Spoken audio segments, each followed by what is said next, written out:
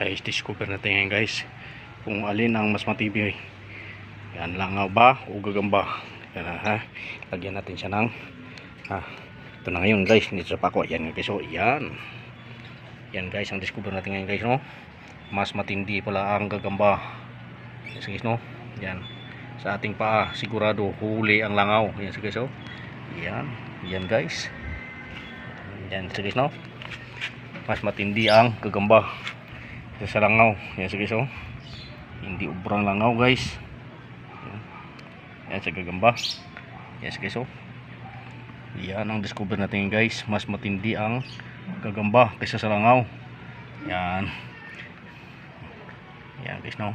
Yan.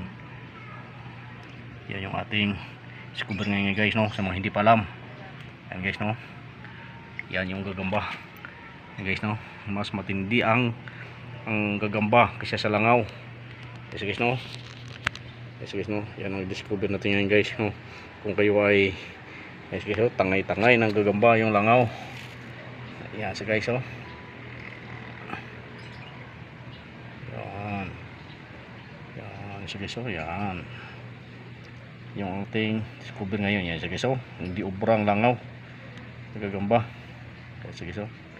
Yan. Talo ang langaw. Yan so guys, no. Yan. Talo ang langaw sa gagamba.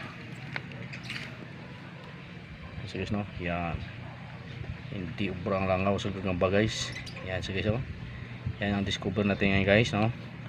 Yan so guys, oh. Kinuli ko itong gagamba. Hindi ubrang langaw sa gagamba. Yan so guys, no. Discover natin guys na hindi umuubra ang langaw sa gagamba. Yan so guys, no. Yan so guys, no. Yan. Tinuli natin yan. Yan. Bis guys, yes guys, no? Na hindi ubra guys yung gagamba sa langaw. Yes, no?